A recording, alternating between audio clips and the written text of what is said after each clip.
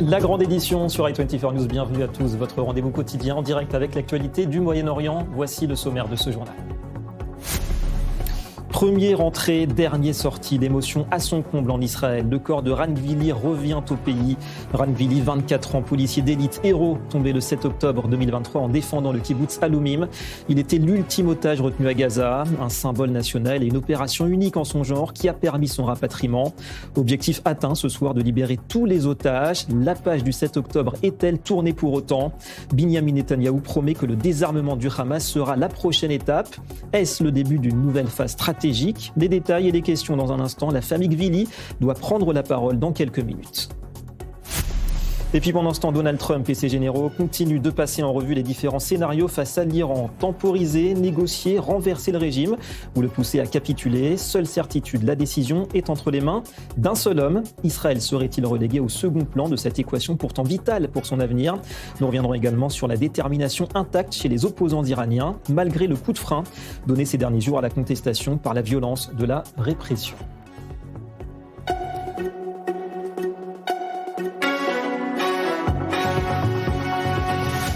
Voilà pour les titres. Bonsoir à tous. Il restera pour toujours un héros d'Israël. Ran Gvili rentre donc enfin au pays 843 jours depuis le 7 octobre 2023, date à laquelle ce sous-officier de l'unité d'élite de la police, le Yassam, est tombé en défendant le kibbutz d'Alumim. On reviendra sur son parcours dans quelques instants et sur les implications de cet événement. Mais d'abord, on va écouter l'annonce officielle faite par le Premier ministre israélien, Binyamin Netanyahou.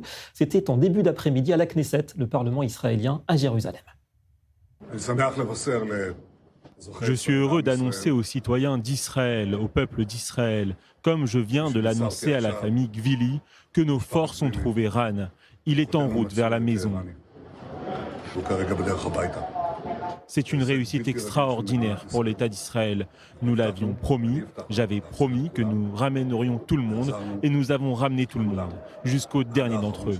Ran, un héros d'Israël, entré le premier, sorti le dernier et rentré à la maison. Un exploit immense pour Tsahal, pour l'État d'Israël et aussi pour les citoyens d'Israël, car vous nous avez donné le soutien nécessaire pour achever ce travail. Rani rentre à la maison. Voilà, c'était donc en début d'après-midi, Binyamin Netanyahou. Alors comment est intervenue cette libération ? On va se rendre tout de suite dans le sud d'Israël, notre envoyé spécial qui nous attend en direct de la bordure avec la bande de Gaza. Bonsoir Stéphane Goldin. Eh bien, que sait-on sur cette opération ayant permis enfin de rapatrier le corps de Ran Gvili ? Bonsoir David, effectivement il y a eu une opération du nom de Brave Heart, c'est-à-dire le cœur courageux qui a débuté dès samedi dernier avec énormément d'informations, énormément de renseignements qui avaient été récupérés par les forces de défense israéliennes. Les forces de défense israéliennes savaient qu'elles ne pouvaient pas compter sur le Hamas pour trouver le corps de Ran Gvili et de le rapatrier sur le territoire israélien comme il avait été dû être fait puisque c'était dans l'accord signé le 9 octobre dernier où tous les otages morts et vivants auraient dû être rapatriés sur le territoire israélien. Donc il y a eu tout un travail de recherche du corps de Ran Gvili du côté de Sajaya d'après les renseignements qu'Israël avait pu avoir. Donc sur la ligne jaune du côté israélien. Et donc il y a eu énormément d'engins du génie, de pelleteuses, de médecins spécialisés, je dirais, des médecins légistes qui sont spécialisés dans la reconnaissance de corps avec des tests ADN qui ont dû être faits sur place. Il y a eu des corps qui ont été déterrés pour trouver justement le corps de Ran Gvili qui était enfoui sous d'autres corps concernant cette opération-là. Et enfin, il a été retrouvé, je dirais, sûrement il y a quelques heures. Et donc, il est aujourd'hui rapatrié sur cette terre d'Israël qu'il aimait tant. Donc, Ran Gvili, 843 jours, comme l'a dit le Premier ministre, c'était le premier entré, le dernier à être revenu sur la terre d'Israël. Et donc, maintenant, c'est vrai que est-ce qu'Israël va pouvoir passer à l'étape 2 ? C'est un autre sujet. Toujours est-il que c'est une grande libération, une grande joie pour l'ensemble du peuple d'Israël de revoir tous les otages sur le territoire israélien, qu'ils soient morts ou vivants, et surtout qu'il n'y a plus aucun otage dans la bande de Gaza. Et ça, ce n'était pas arrivé depuis plus d'une décennie. Effectivement, une attente interminable. Stéphane, concrètement à Gaza, comment évolue en ce moment la situation, notamment autour du point de passage de Rafah ? On sait d'ailleurs que c'était la condition de la réouverture par Israël de ce point de passage. Eh bien, c'était la restitution du corps de Ran Gvili. Oui, c'était une des conditions et la question du passage de Rafah a été discutée lors de la réunion de cabinet qui a eu lieu hier. Et donc c'est vrai qu'il y avait énormément c'est un sujet de discorde pour dire clairement au sein du cabinet, mais au sein, je dirais, de l'ensemble de l'État d'Israël sur la question de la réouverture ou non du point de passage. Alors c'est vrai qu'il y avait énormément de pression internationale, surtout des États-Unis, pour passer l'étape 2 et passer justement à cette ouverture du point de Rafah. Avec, c'est vrai que la question de Ran Billy était un des points, je dirais, le plus exposé qui avait été mis en exergue par le gouvernement israélien. Maintenant que Ran Billy est de retour sur la terre d'Israël, toute la question est de savoir comment les choses vont se passer. Dans la normale des choses, le point de Rafah devrait rouvrir, je dirais, dans les jours qui viennent, avec évidemment énormément de vérifications. Alors c'est vrai que le passage se fera avec un contrôle d'une structure européenne, EBAM, et aussi d'une autorité palestinienne qui n'est pas encore complètement claire. Le Shabak devrait recevoir le nom des personnes qui devraient passer entre Gaza et l'Égypte, sachant qu'il y aura une personne à la fois qui pourront passer. Mais derrière tout ça, il y a énormément de questionnements, de questions sécuritaires qui se posent, parce que c'est vrai qu'il ne faudrait pas que la réouverture du point de Rafah puisse donner la possibilité au Hamas de pouvoir se réarmer, parce que c'était un des points de passage. Et toujours est-il, en tout cas, que le Hamas se réjouit de cette réouverture. Et pour eux, c'est une certaine victoire. Donc on verra comment les choses évoluent. On verra comment les choses vont aussi avancer, parce qu'une des conditions aussi, David, de toute cette opération pour passer à l'étape B était justement la démilitarisation du Hamas. Et pour l'instant, on n'en est pas encore là. Effectivement, le chemin semble assez long de ce côté-là. Merci beaucoup Stéphane Goldin, en direct donc ce soir de la bordure avec la bande de Gaza au sud d'Israël. Et c'est donc, Stéphane vous le disait à l'instant, la première fois depuis l'été 2014 qu'il n'y a plus un seul otage israélien dans la bande de Gaza. Bonsoir Chani Guidalia. Eh bien, c'est l'occasion de revenir avec vous sur le parcours exceptionnel de Ran Gvili. Oui, Ran Gvili servait dans l'unité Yassam, l'unité d'élite de la police israélienne, et il vivait à Meitar, dans le sud d'Israël. Le 7 octobre, Ran Gvili n'était pas en service. Il était en arrêt maladie après une fracture à l'épaule. D'ailleurs, il était censé se faire opérer 2 jours après. Lorsqu'il a été informé de l'attaque du Hamas et du chaos qu'il y avait dans le sud d'Israël, il a décidé de sortir de chez lui avec son arme personnelle et d'aller se battre aux côtés de ses frères d'armes. Et d'ailleurs, il a déclaré « Je ne les laisserai pas se battre seuls » avec un autre soldat qui s'appelle Guy Madar, qui lui aussi a été tué le 7 octobre. Ils sont arrivés à la station-service près du carrefour Saad, où ils ont réussi, malgré les tirs, à sauver des dizaines de survivants du festival Nova. Ensuite, ils sont retournés au kibbutz Salomim pour prêter main forte aux soldats. Et c'est là que lui et Guy Madar sont tombés dans une embuscade. Et au cours de l'échange de tirs, Ran Gvili a été grièvement blessé à la main et à la jambe. Et malgré ses blessures, il a réussi à se mettre à couvert, à se mettre sous un arbre, à se faire lui-même un garrot. Et il a réussi, malgré les tirs, à neutraliser 14 terroristes supplémentaires. Et environ 2 semaines après l'attaque, sa famille a été informée de son enlèvement, et c'est un peu plus tard que l'annonce est tombée et qu'il avait été tué et que son corps était toujours détenu entre les mains du Hamas à Gaza. Il faut savoir que Ran Gvili, c'était le dernier otage. Son corps n'avait toujours pas été rendu jusqu'à maintenant. Donc il est devenu, malgré lui, un symbole national en Israël. Et ses parents n'ont jamais relâché ses efforts. D'ailleurs, sa mère, Talik, a appelé les dirigeants israéliens à ne pas passer à la phase 2 de l'accord tant que le corps de son fils n'avait pas été rapatrié. Il y a eu donc plusieurs réactions aujourd'hui après l'annonce de son identification. Tout d'abord de Benjamin Netanyahou, et puis aussi la vidéo de Yitzhak Herzog, le président israélien, qui a été vu en train d'enlever l'insigne des otages de sa veste. Il y a eu ses parents aussi qui ont réagi, et sa mère a déclaré « Ran, mon héros, qui a été le premier à sortir combattre et le dernier à rentrer à la maison ». C'est donc la première fois depuis 2014 qu'il n'y a plus d'otages dans la bande de Gaza. Voilà une journée qui fera date. Merci beaucoup, Chani Guidalia. Ran Gvili qui était en arrêt maladie le jour de l'attaque du 7 octobre, donc en attente d'une opération à l'épaule.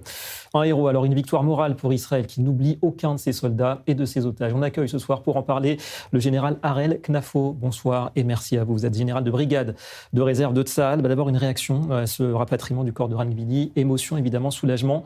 C'est un héros qui rentre enfin à la maison. C'est la promesse d'ailleurs de Tsahal.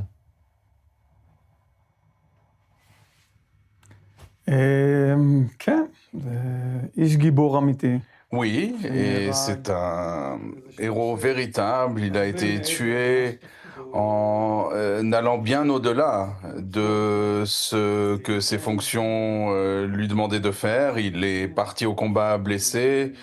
Il a tué 14 terroristes avant de succomber lui-même. Il a sauvé une centaine de personnes, de participants au Festival Nova. Et en fin de compte, c'est le dernier corps qui est restitué dans le cadre d'une opération militaire très complexe. Parce qu'on ignorait, on ne savait pas exactement où il se trouvait. On l'a cherché dans d'autres secteurs, mais en fin de compte, on l'a retrouvé dans un cimetière. On a dû faire sortir 300 corps des tombes pour le trouver. Et enfin, il est ramené en Israël. C'est un des deux objectifs qui avait été défini comme objectif de la guerre. Et c'est un objectif qui a été atteint à 100%. Ça n'est pas seulement le dernier otage enlevé pendant la guerre, mais c'est le dernier otage depuis 2014. Tous les otages qui avaient été otages depuis 2014, tous sont revenus. J'ai du mal à croire que cela est arrivé. Nous étions convaincus qu'une partie des otages serait enterrés sous les décombres, sous les tunnels, dans des endroits inconnus de tous. Parce que les terroristes qui les entouraient ont tous été tués. Donc de parvenir à récupérer les informations, c'est vraiment un succès à 100%, mais il reste encore un objectif qui, lui, n'a pas encore été complètement atteint. J'espère que dans les prochains jours, on verra des avancées dans ce sens. Ouais, c'est vrai que c'est incroyable. Alors justement, du côté des objectifs de la guerre, vous l'avez dit, celui de ramener tous les otages est maintenant accompli. Reste la promesse de désarmer le Hamas. Est-ce que c'est pour bientôt? Est-ce que ça veut dire que la guerre, maintenant, peut éventuellement reprendre d'un moment à l'autre à Gaza? Oui, les combats peuvent reprendre. Vous avez entendu que Trump l'a dit, le Premier ministre Netanyahou l'a dit lui également. Et oui, c'est évident, si le Hamas ne dépose pas les armes, eh bien, si une partie des dirigeants ne quitte pas la bande de Gaza, eh bien, Israël entrera avec l'appui des Américains pour nettoyer le terrain et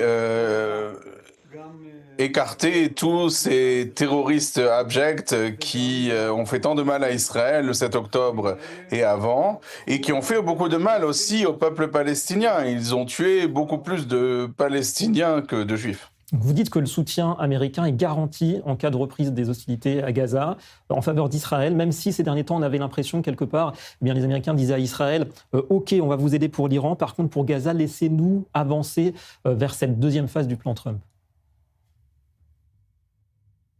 Alors, moi, ce qui m'intéresse, ce n'est pas les sensations et les hypothèses. Et j'entends ce que le président Trump, il l'a dit très clairement. S'il ne dépose pas les armes, eh bien, cela se terminera mal. C'est ce qu'il a dit. Il me semble même qu'il a lancé un ultimatum de 100 jours. Alors, est-ce que ce sera également 100 jours? Ça n'est pas certain. Parce que, vous savez, même lorsqu'un ultimatum expire, et on peut attendre encore quelques jours avant de lancer une offensive. Mais si Israël doit lancer une telle opération, Israël saura le faire de la meilleure des manières, avec peu peu de victimes dans nos rangs et avec beaucoup de morts parmi les terroristes. Et j'espère qu'il y aura le moins de Palestiniens morts possible. Mais moi, je suggérerais au Hamas de déposer les armes pour rester en vie. En tout cas, vous dites que c'est à Israël de faire le travail. D'ailleurs, désarmer la bande de Gaza, en plus de désarmer le Hamas, quelque part, c'est ce qui permettra de tourner enfin cette page du 7 octobre. Ça ne suffit pas, la libération du corps de Ran Gvili aujourd'hui.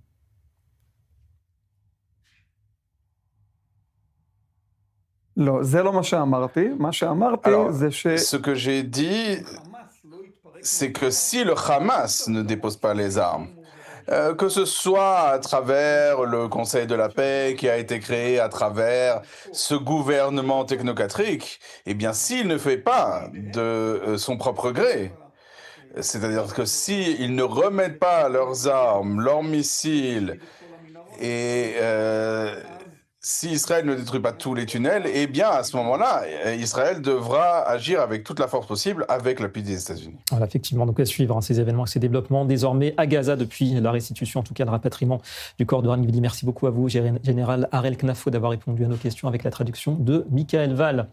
Alors, on entendra tout à l'heure, a priori, la famille Gvili qui prépare une conférence de presse pour s'exprimer juste après la libération et la restitution du corps de leur fils. Mais en attendant, l'actualité, c'est toujours l'Iran. Difficile d'y voir clair quant aux intentions américaines dans cette guerre des nerfs engagée face au régime iranien. Pas de déclaration marquante ces dernières 24 heures, mais des préparatifs de défense qui seraient désormais terminés côté israélien, de concert avec Washington. Et en interne, en Iran, on va le voir, si la contestation affaiblit, la détermination semble intacte chez beaucoup. État des lieux en images avec Mathieu Winding. En Israël, le cabinet politique et sécuritaire a été informé des préparatifs en vue d'une attaque américaine contre l'Iran. Jérusalem, selon les médias israéliens, a achevé les préparatifs pour de nombreux scénarios. À l'échelon militaire, le chef d'état-major israélien Eyal Zamir et le chef du CENTCOM, le commandement central américain Brad Cooper, ont avancé sur la coordination défensive entre les deux pays en cas d'attaque américaine contre l'Iran. Les tirs de missiles balistiques iraniens vers Israël sont fortement possibles en cas de nouvelles frappes par le président américain. La flotte américaine menée par le porte-avions Lincoln est en place. De nombreux avions de chasse et des avions ravitailleurs semblent prêts à décoller. En Iran, le régime des mollahs a lancé un message à l'attention des États-Unis. Une gigantesque fresque déroulée sur la place de la Révolution à Téhéran, sur laquelle est imprimé le message en anglais, le proverbe « Qui sème le vent récolte la tempête ». L'immense affiche représente un porte-avions américain bombardé avec des avions de chasse à son bord. Le navire laisse derrière lui des traînées de sang qui se confondent avec l'écume de l'eau et rappellent le drapeau américain ensanglanté. Le général Papecourt, qui dirige le corps des gardiens de la Révolution, assure les États-Unis et Israël que le niveau de préparation est à son maximum et que l'Iran est prêt à dégainer. Le stock de missiles balistiques iraniens est estimé entre 1500 et 2000, mais les gardiens de la Révolution ont un problème de lanceurs. Le nombre de lanceurs serait inférieur à 100 et pour des raisons techniques, le délai entre les tirs de 2 missiles est long. Cela pourrait prévenir les mollahs de tirer d'imposants barrages de missiles ayant pour but d'engorger le dôme de fer et les autres systèmes antimissiles israéliens. Les informations qui parviennent sur la répression sont-elles glaçantes? L'ayatollah Khamenei, selon un habitant de Téhéran interviewé sur i24 News, aurait ordonné de tuer les manifestants. Il pense qu'au moins 60 000 personnes ont été tuées lors des manifestations. Selon des témoignages d'Iraniens, le régime emploie désormais des mercenaires de pays voisins qui n'ont aucun scrupule à tirer sur des manifestants iraniens. Le directeur du centre hospitalier Farabi, spécialisé dans l'ophtalmologie à Téhéran, décrit le matin du 9 janvier dernier.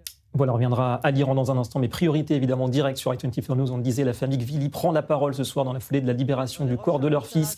La famille Gvili, donc, qui est à Métar, petite localité du sud d'Israël. On écoute tout ça.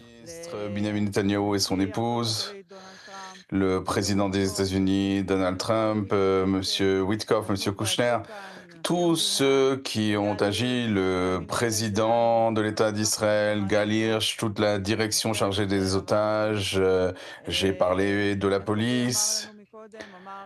Omri a dit avant moi que la fierté est bien plus forte que la tristesse. Le peuple d'Israël est fort. Et nous voulons remercier tous ceux qui nous ont aidés, qui nous ont soutenus, qui nous ont donné tant de force pendant ces 2 ans et 4 mois. Et voilà, c'est un cercle qui se referme. Rani rentre à la maison. C'est un héros de l'État d'Israël. Nous en sommes extrêmement fiers. Merci.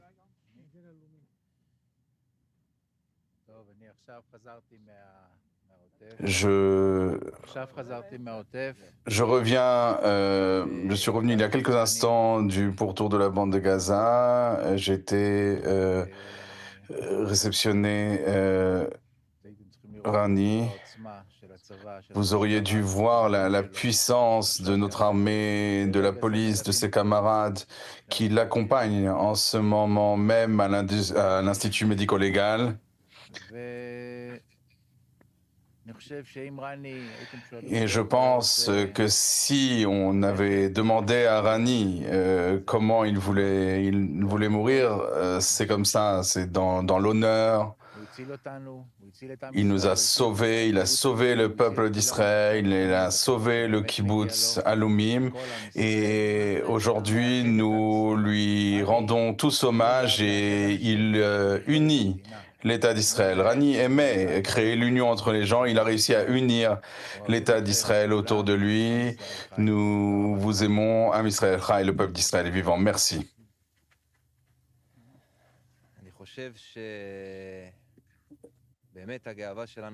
Je pense que notre fierté est bien plus puissante que notre tristesse.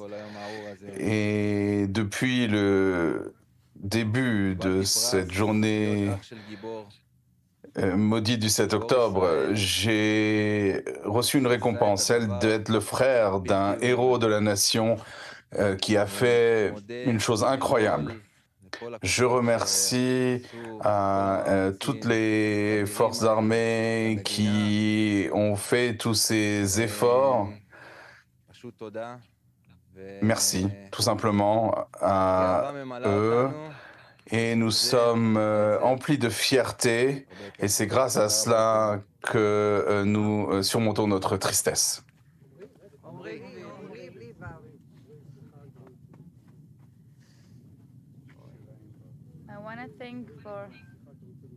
Je...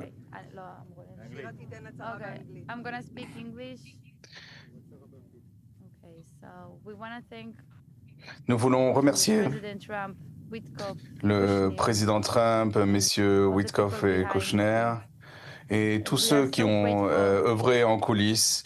Nous sommes extrêmement reconnaissants parce que vous avez ramené Ran à la maison. Et Monsieur le Président, lorsque vous nous avez regardé les yeux dans les yeux en disant « Nous allons ramener Ran à la maison », lorsque vous avez fait cette promesse, nous vous avons cru. Et nous vous remercions de ce que vous avez fait et j'aimerais remercier tous ceux qui ont agi. J'aimerais aussi remercier le peuple d'Israël, ce peuple si fort qui a manifesté au carrefour du pays, tous les représentants des familles des otages, tous ceux qui nous ont pas renoncé, les familles des otages qui sont notre famille.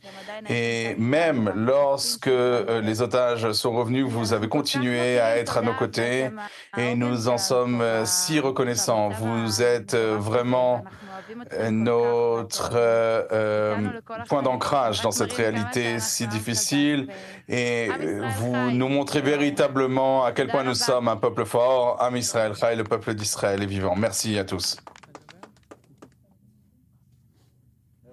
Vous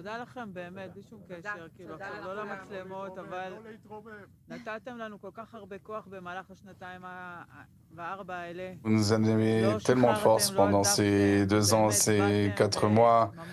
Vous ne nous avez pas laissé tomber. Merci à tous et merci à tout le peuple d'Israël qui a fait connaissance avec Rani. Et j'espère que nous allons réussir à passer cette période si difficile parce que nous sommes un peuple fort et que le peuple d'Israël est vivant. Voilà, Am Israël Chai, on est en train de cette conférence de presse donc de la famille Gvili, le peuple d'Israël vit. Itzik, Talik, les parents donc, et Omri, le frère, et Shira, la sœur de Ran Gvili, qui a été donc rapatrié. Le corps a été rapatrié ce lundi de Gaza en Israël. 843 jours, on le rappelle, après sa mort héroïque, soulagement donc d'une famille, et puis la fierté évidemment et des remerciements Tsahal, mais également à Donald Trump. On y reviendra un petit peu plus tard également sur cet événement de la journée. On va revenir en attendant sur le dossier iranien. Et pour en parler ce soir, nous sommes en ligne avec la politologue Haniyeh Ziaé. Bonsoir et merci à vous de nous rejoindre. Vous êtes spécialiste du monde iranien et attaché à la chaire de recherche Raoul Dandurand à l'UQAM de Montréal. Alors on l'a vu, la contestation n'est pas éteinte malgré une répression assez terrible. Quel est d'abord l'état d'esprit qui prédomine d'après vous aujourd'hui quand même en Iran chez les adversaires du régime? Est-ce qu'il y a de la détermination comme on le disait, mais aussi de la méfiance parce qu'on a vu ces images terribles de la répression? Il n'y a pas de découragement dans le fond? Alors oui, la situation est très complexe. Merci en tout cas de donner de la visibilité, de parler de l'Iran, parce que ce peuple iranien est en train de traverser en ce moment où on se parle un deuil national. On se rend compte en fait de l'ampleur du nombre de morts, de blessés. Les exécutions ont commencé, il faut le savoir, dans les prisons. Les manifestants qui ont été arrêtés entre-temps, les exécutions ont malheureusement commencé depuis un certain nombre de jours. Le bilan humain ne cesse d'augmenter et c'est ça qui nous permet en fait de connaître l'ampleur encore une fois de cette purge. On parle de crimes contre l'humanité, on parle de massacres, de bains de sang. Je pense que les termes d'ailleurs ne sont pas assez forts pour qualifier malheureusement cette réalité noire.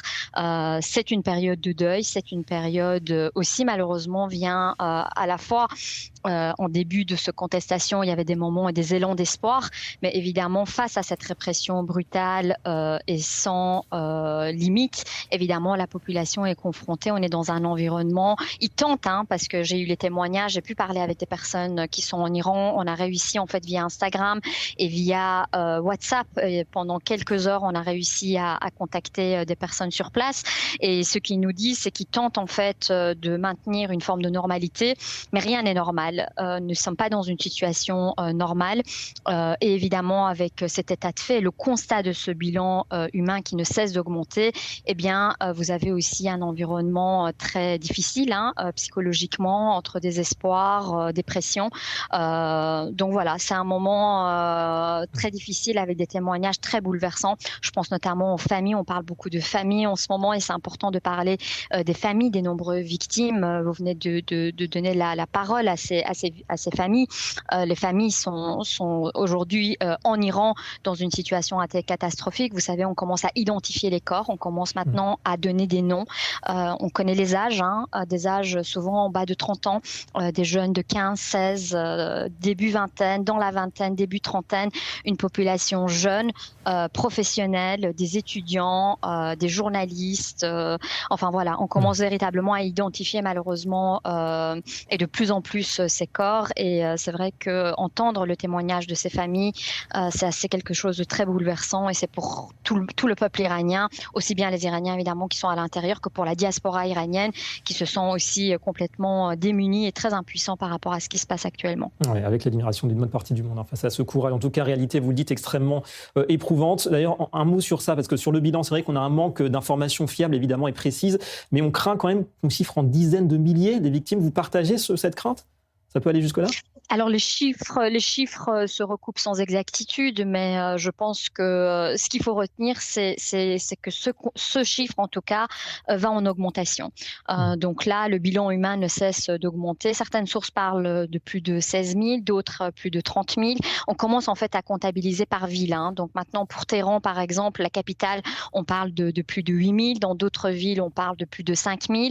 Dans d'autres villes, les chiffres sont un peu moindres, mais si on fait le bilan, on arrive quand même à des montants assez catastrophiques. Donc voilà, la ville de Mashhad, par exemple, c'est aussi une des villes où il y a eu énormément de personnes qui ont été tuées. Et pourtant, on a eu des images comme quoi, dans la ville de Mashhad, les protestations continuent. Donc voilà, on est véritablement entre espoir et désespoir. Ce qu'il faut savoir aussi, c'est que le fait de couper Internet, couper les réseaux téléphoniques et ce blackout fait en sorte que les personnes qui sont à l'intérieur même même de l'Iran ne parviennent pas à communiquer. Et donc, évidemment, l'effet, c'est d'essayer de contrecarrer l'effet boule de neige, parce que vous savez, si quand une ville, en tout cas, a cet élan, ou en tout cas continue la protestation, ça peut avoir un effet évidemment positif sur les autres villes et sur les autres manifestations, ce qui malheureusement rend évidemment difficile quand on est en plein dans un blackout. Il faut savoir que même à l'heure où on se parle, les communications ne sont pas aisées, pas seulement de l'intérieur vers l'extérieur, mais à l'intérieur même du pays.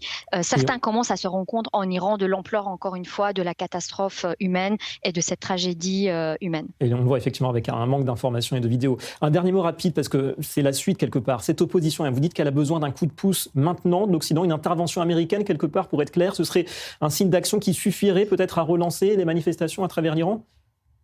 Oui, absolument. La demande est très très claire. Depuis le début, les Iraniens attendent en fait une intervention étrangère, et c'est pas de l'ingérence. En fait, il faut pas confondre les termes. Ce qu'on est en train, la population iranienne demande, c'est un soutien. Là, en ce moment, on se demande où est l'aide humanitaire, parce que finalement, on est dans un cas de figure où un État a déployé un arsenal militaire contre des civils, encore une fois non armés. Donc, on se demande où est l'aide humanitaire et où est la protection au niveau de la communauté internationale. Et puis clairement, sur l'intervention, que ce soit d'ailleurs l'intervention israélienne ou américaine, les Iraniens demandent de l'aide. On appelle le président Netanyahou à réagir. On attend du président Donald Trump, une réaction, et en tout cas de l'action, parce que le discours est une chose, de vraiment poser des gestes et d'avoir des actions concrètes en est une autre. Et donc aujourd'hui, la population iranienne demande de l'aide, mais demande de l'aide à toute la communauté internationale, y compris de la part d'Israël, y compris de la part des États-Unis. Bien voilà, la demande est claire et effectivement elle est partagée, on imagine, par nombre d'Iraniens aujourd'hui. Merci beaucoup à vous, Haniyeh Ziaï, d'avoir répondu ce soir en direct à nos questions. Et on passe également à l'édito ce soir de Christian Mallard, notre consultant diplomatique.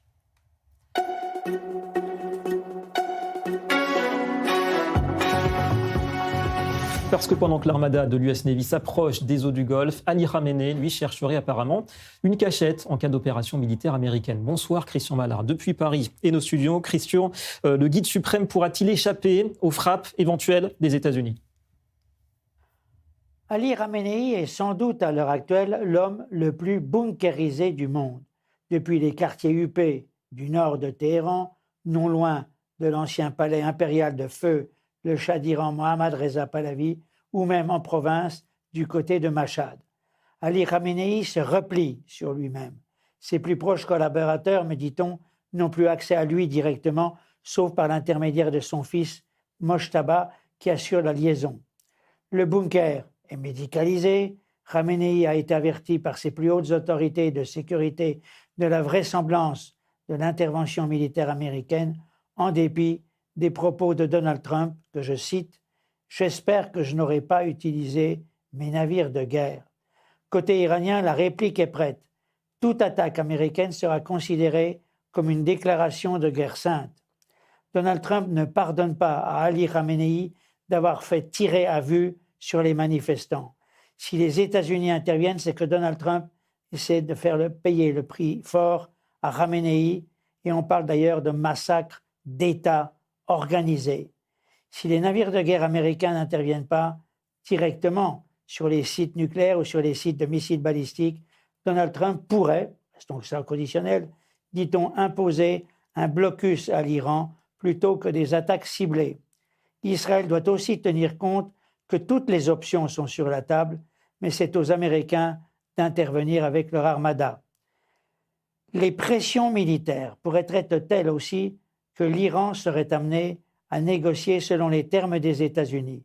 Donald Trump, de son côté, n'a pas envie, c'est vrai, d'une attaque à grande échelle, même si l'Iran est affaibli après la guerre de 12 jours.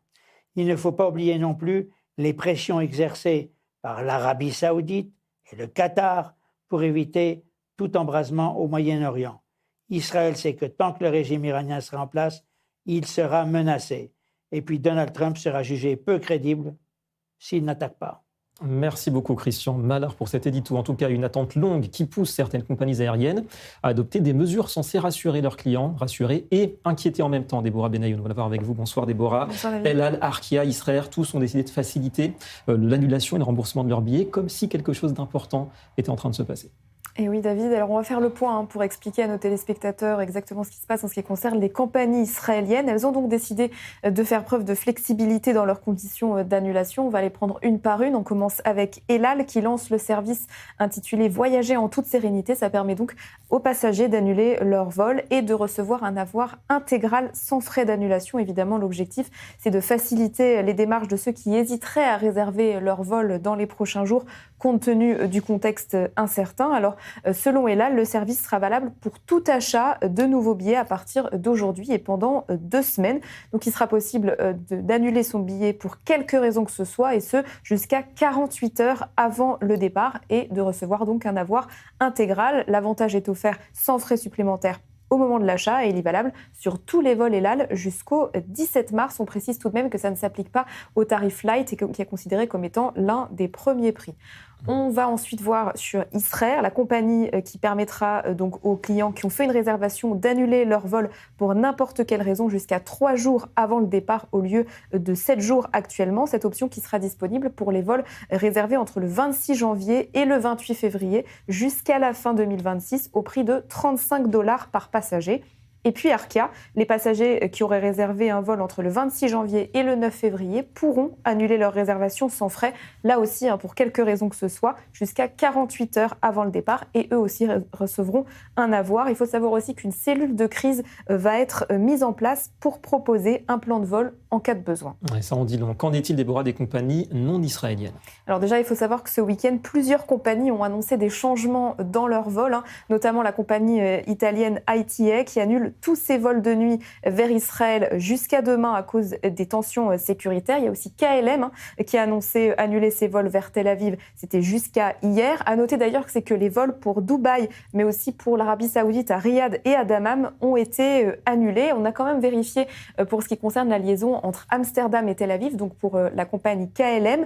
A priori, les vols auraient bien repris cet après-midi puisqu'il y avait un vol aujourd'hui et un autre demain. Et on sait qu'il y a un vol aller-retour de cette compagnie entre Tel Aviv et Amsterdam. Ils étaient bien au planning. Il faut juste préciser tout de même que ce n'est pas la première fois ces derniers jours que les compagnies décident un peu spontanément d'annuler leur vol, puisqu'on en parlait il y a une dizaine de jours lorsqu'on s'attendait à ce que les États-Unis frappent l'Iran. Eh bien, le groupe Lufthansa avait aussi pris la décision de ne plus annuler que des vols de jour en provenance et à destination de Tel Aviv. Eh bien voilà, on a toutes les infos grâce à vous, Déborah Benayoun. Merci beaucoup pour ces précisions. Autre élément qui compte dans ce contexte tendu, les milliards du terrorisme. Une enquête sur les circuits financiers du Hamas et du Hezbollah.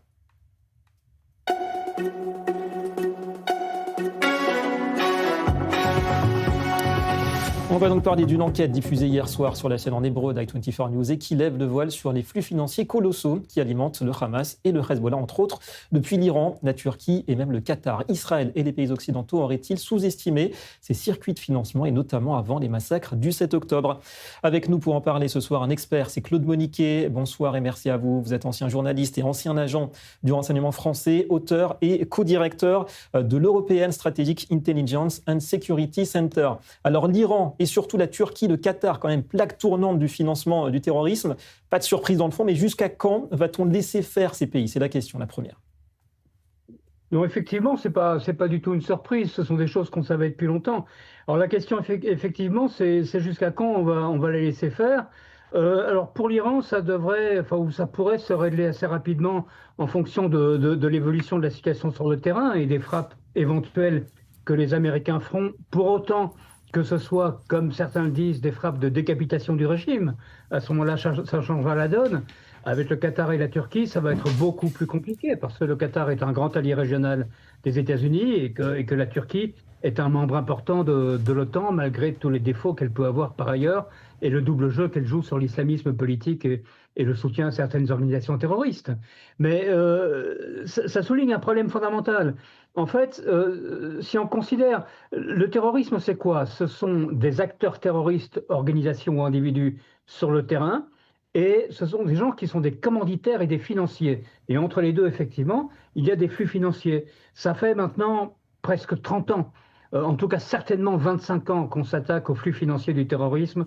On l'a fait avec Al-Qaïda, on a fermé des centaines de comptes, on a dissous des fondations en Arabie Saoudite, etc. Est-ce que le terrorisme a diminué à un seul moment depuis? Non, jamais. Ouais. Donc le problème, il est où? Il est que le problème doit être pris dans sa globalité. Il faut attaquer le financement, mais il faut attaquer les acteurs, bien sûr, ce qu'on fait, et puis il faut dissuader d'une manière ou d'une autre les commanditaires et les financiers. Ouais, donc double jeu du Qatar et paradoxe d'attitude américaine quelque part, qui consiste à combattre le terrorisme et en même temps à avoir beaucoup d'intérêt avec le Qatar. Alors justement, combattre le terrorisme sur le terrain sans combattre sérieusement le financement du terrorisme, ça équivaut à tourner en rond, à revenir continuellement au point de départ. C'est un petit peu ça le problème aujourd'hui pour Israël et pour l'Occident. Alors pas seulement Israël, c'est ce qu'on fait depuis 25 ans. Tous, je veux dire, les Américains l'ont fait, les Européens l'ont fait. Israël n'a pas beaucoup de possibilités d'agir sur le financement, d'autant plus que le financement, c'est très complexe. Je veux dire, vous pouvez fermer des fondations, vous pouvez fermer des comptes, vous pouvez même fermer des banques, sanctionner des financiers, etc. L'argent continue à arriver aux groupes terroristes parce qu'il y a des systèmes de collecte locale, entre autres, par exemple, avec la Hawala, qui permet d'échapper à toute détection. Il y a des familles riches dans le Golfe ou ailleurs qui vont financer le terrorisme. Ce n'est pas toujours des États. Donc c'est extrêmement complexe et c'est pour ça que personnellement, sur la lutte contre le financement du terrorisme, je suis extrêmement, je dirais pas sceptique, il faut la mener, mais extrêmement pessimiste. Je ne pense pas que ça permettra d'éradiquer le terrorisme. Alors c'est ça, parce que face au problème, vous le dites, Israël est un petit peu seul. De quels outils disposerait Israël pour contrer justement ces circuits financiers? Est-ce que ça consiste, d'ailleurs Israël l'a fait par le passé, à cibler directement, physiquement, si l'on peut dire, les trésoriers des agences terroristes? Oui, mais pas seulement les trésoriers, parce qu'un trésorier, ça se remplace. Je veux dire, un trésorier, c'est un intermédiaire. En fait, ceux qu'il faut frapper ou dissuader, ce sont ceux qui envoient l'argent, ceux qui donnent, pas toujours les ordres, mais qui envoient l'argent. Et effectivement, ce sont des dirigeants politiques au Qatar, en Turquie, en Iran. Alors, je le répète, en Iran, ça peut être réglé pour autant que les Américains se décident à frapper et à éradiquer le régime, mais je le répète, sur le Qatar et la Turquie, ça sera beaucoup plus compliqué. Donc, il ne faut pas penser que le terrorisme, même si l'Iran demain, le régime iranien est renversé et le régime est détruit, est-ce que ça arrêtera le terrorisme? Non. Ça l'affaiblira certainement, c'est certain, c'est sûr, mais ça ne le fera pas disparaître parce qu'il y aura d'autres sources de financement et il restera toujours deux pays, Qatar et Turquie, dont on voit assez mal comment on peut les dissuader d'une manière efficace, c'est-à-dire de manière musclée et définitive, puisque ce sont des alliés. Voilà, donc frapper à la racine, c'est la responsabilité politique, effectivement, aujourd'hui des États occidentaux. Merci beaucoup à vous, Claude Moniquet, d'avoir répondu ce soir aux 3 questions. Allez, une dose d'actualité version accélérée tout de suite, l'info chrono.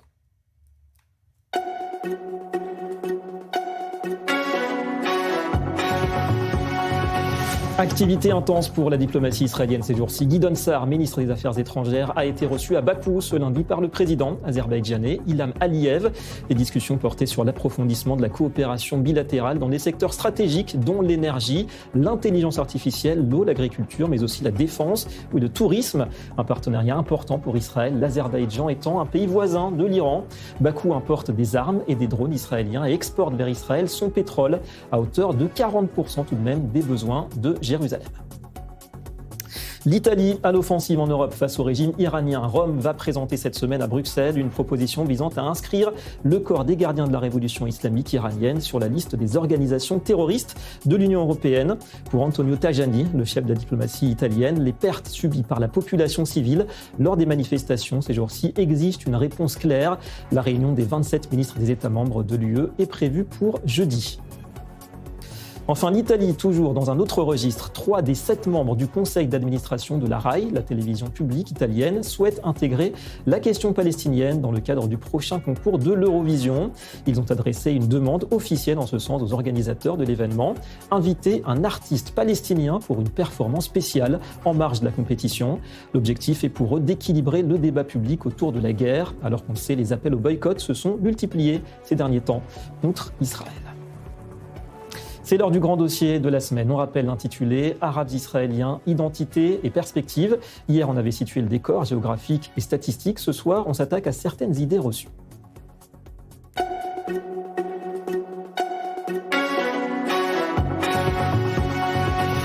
Comparer Israël au régime d'apartheid sud-africain, comparer le sort des Arabes israéliens à celui des Noirs américains jusqu'à il n'y a pas si longtemps, de quoi faire sourire en Israël ou aux États-Unis. Et pourtant, ce discours accusatoire est loin de la réalité, participe aujourd'hui au dénigrement de l'État d'Israël. Observer, comprendre la vie quotidienne dans le pays suffit pour éviter un tel écueil. Passage au scanner justement d'une réalité très loin des faux clichés. C'est en compagnie de Déborah Benayoun.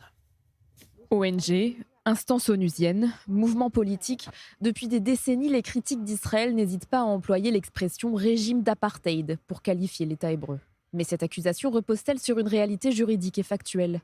Au sens du droit international, l'apartheid est un système institutionnalisé de domination raciale fondé sur des lois organisant la séparation, l'infériorité juridique et l'exclusion politique d'un groupe. C'était le cas en Afrique du Sud. Interdiction de voter, de résider dans certains quartiers, d'accéder aux mêmes écoles, hôpitaux, universités ou encore tribunaux. L'apartheid imposait une séparation physique totale, sans mixité, même partielle. Les Noirs voyageaient dans des bus distincts, souvent surchargés et de moindre qualité que ceux des Blancs. Les mariages mixtes étaient interdits. En revanche, en Israël, les citoyens arabes, qui représentent 21% de la population, disposent depuis 1948 des mêmes droits civiques que les citoyens juifs. Le droit de vote, l'éligibilité à la Knesset, l'accès aux tribunaux, y compris à la Cour suprême, la liberté d'expression, la liberté d'association et la liberté d'enseignement. Ils sont médecins, pharmaciens, avocats, professeurs d'université, journalistes, magistrats, députés ou encore diplomates. En conséquence, cette intégration est juridiquement incompatible avec une définition stricte de l'apartheid.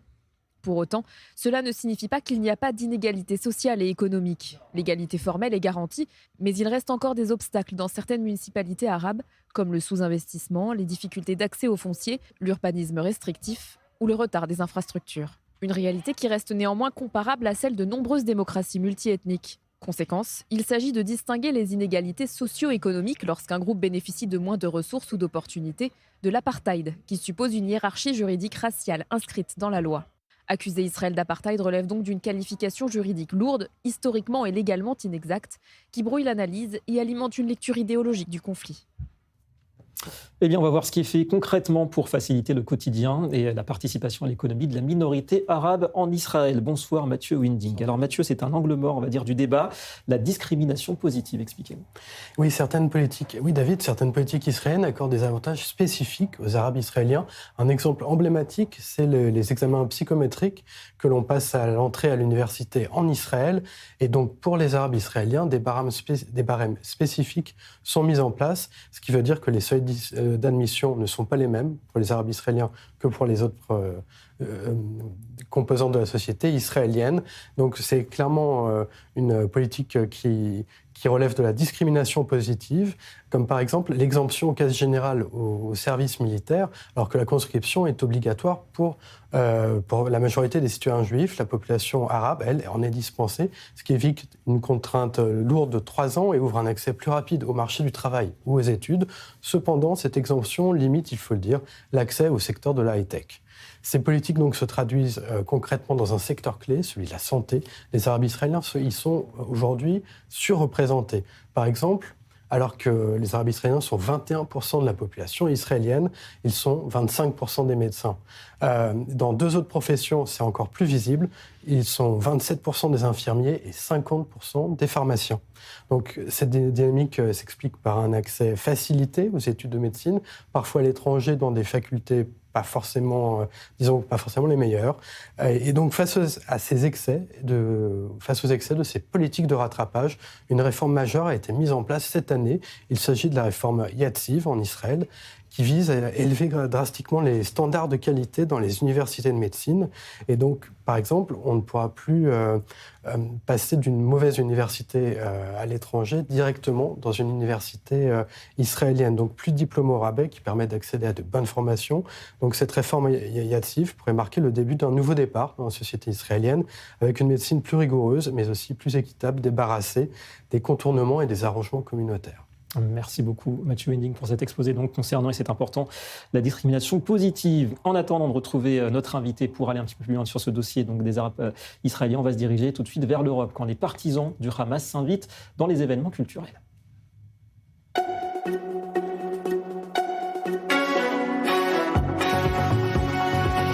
Inciter à la haine en se protégeant via le principe de la liberté d'expression, tactique usée par les anti-Israël. On va le voir en Allemagne. Bonsoir Anna Papiashvili, qu'on retrouve dans nos studios, notre correspondante. Alors Anna, un festival annulé à Berlin en cause des symboles tout simplement pro-Hamas.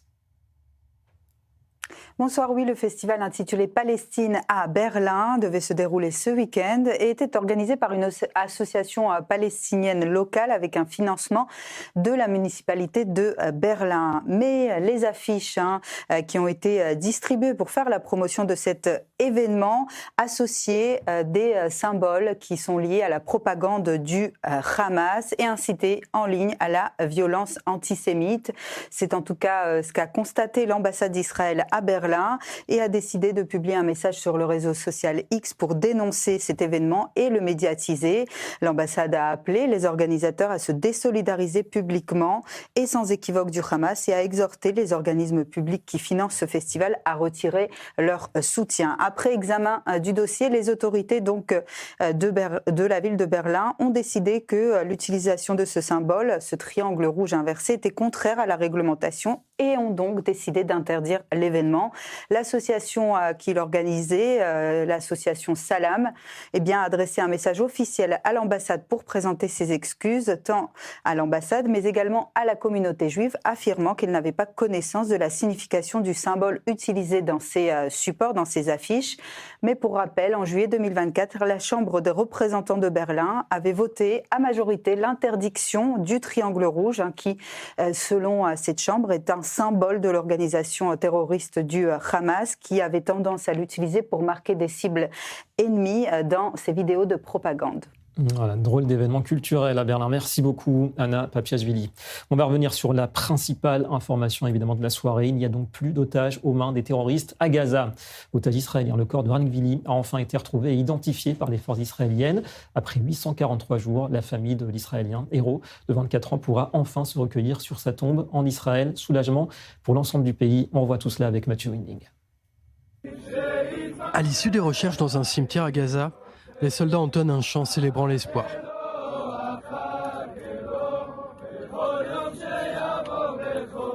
Ran Gvili avait été enterré dans un cimetière de Gaza après son assassinat et sa capture dans le sud d'Israël le 7 octobre. Tzahal a achevé l'opération Braveheart aujourd'hui à 13h30 dans une localité de l'est de Gaza, du côté israélien de la ligne jaune. Après 2 vérifications de l'identité du dernier otage, il n'y a plus d'ambiguïté. Le processus d'identification a été mené à bien. L'opération a duré 48 heures. Après ce succès, les soldats de Tzahal vont réorganiser le cimetière, replacer les corps dans leurs tombes et quitter les lieux. En dépit de fausses informations lancées par les 2 organisations terroristes de Gaza sur l'emplacement du corps de Ran Gvili, Tzahal a retrouvé le dernier otage. Pour la première fois depuis 2014, ni le Hamas ni le djihad islamique ne détiennent d'otages israéliens. Je suis heureux d'annoncer aux citoyens d'Israël, au peuple d'Israël, comme je viens de l'annoncer à la famille Gvili, que nos forces ont trouvé Ran. Il est en route vers la maison. C'est une réussite extraordinaire pour l'État d'Israël. Nous l'avions promis, j'avais promis que nous ramènerions tout le monde et nous avons ramené tout le monde, jusqu'au dernier d'entre eux. Et El Zamir, le chef d'état-major de Tzahal, s'adresse également à la famille de Ran Gvili par téléphone. Nous sommes tous profondément émus. Nous vous embrassons et remercions tous les soldats de l'armée israélienne qui ont participé à cette mission. Je suis très heureux de vous transmettre cette nouvelle qui apporte un grand soulagement. Le ministre de la Défense Israël Katz a lui rappelé le fantastique courage du sergent-chef Ran Gvili qui a donné sa vie le 7 octobre pour sauver d'autres Israéliens. La découverte du dernier otage à Gaza intervient au lendemain de l'annonce de la réouverture du point de passage de Rafah, prévu par le plan de paix américain. Le retour du dernier Israélien détenu à Gaza était la condition sine qua non pour le passage à la 2e phase du plan de paix du président Trump. Et on va retrouver notre envoyé spécial qui est toujours dans le sud d'Israël, tout près de la bande de Gaza. Bonsoir, rebonsoir Stéphane Goldin. On va revenir avec vous sur cette opération incroyable qui a été donc menée par les forces de sécurité israéliennes pour enfin identifier et rapatrier le corps de Ran Gvili aujourd'hui.